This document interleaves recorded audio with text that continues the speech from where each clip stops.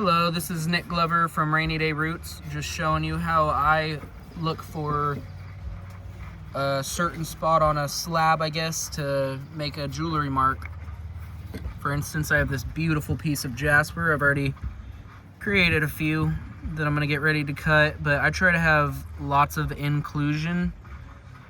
So I could try to take up and use as much of this slab as I possibly can, but then I might not be getting very good, in my opinion, pieces. So I'm gonna go ahead and take this right about there, because I know that this marker is about the thickness of my blade. I'm gonna double check one more time. Yep, I think that that one's gonna look really good. Maybe move it over a little right there, yep. And I'm just using something as simple as a cap. That way it gets a good circle, and then once I get these cut out, it's gonna be pretty rough. So I'm just gonna finish it off with the arbor to try and get it to where I need it to be. And then I'm gonna run them through the tumbler. So look, after that's cut out, that's gonna look something like that. That's pretty cool. I think I can get one more right here. I think I get two more off of that one.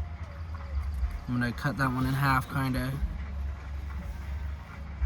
Like I said, when I'm looking for stuff, everybody's different. That's for sure, but I know when I'm looking for stuff, I'm looking for as much color and as much going on as it can. I try to avoid anything that looks like it may be the same color. See, look, that one's gonna be really cool too. And then I think I can maybe get, no, I think that's about it. So I think I'm gonna get 5 out of this slab, mostly using that center there because I really like how those colors work. And then I'm not gonna waste all of this too. Eventually I'm gonna probably just break this up in the tumbler and polish it out to smaller rocks. But also on the other side, that's what I really like about these necklaces, is both sides of it are gonna be very, very unique. I actually have a couple example pieces that I just got done doing. They're super rough. These ones are very thick.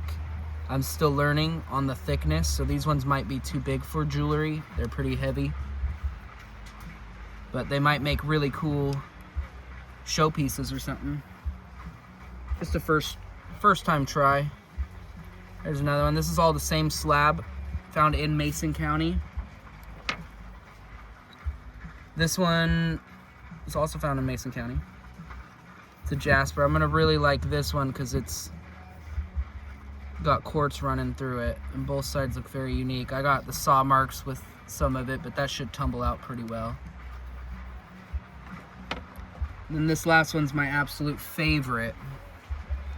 This one captures a earthquake in time.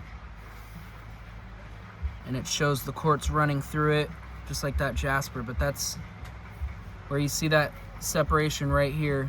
That's where an earthquake had happened, and it fused itself back together. But once it's all polished up, it'll look good. It'll look a little more greenish, kind of blue color, and you'll really be able to see all that.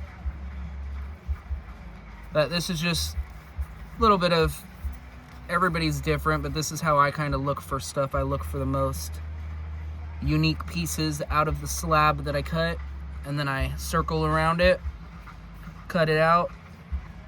I'm gonna smooth up the edges to make it as much of a circle as I can with my arbor, which is basically a big old rock sander, a wet sander. And then I'm gonna put them in the tumbler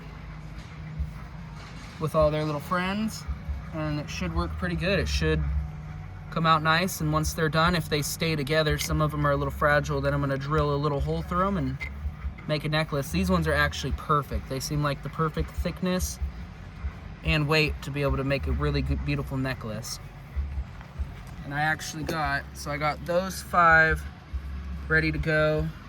I got another slab that I'm gonna get ready, and then I have all of these bad boys lined up, ready to go.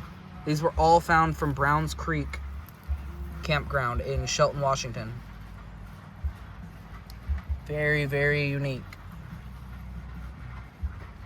And that is all. Thank you.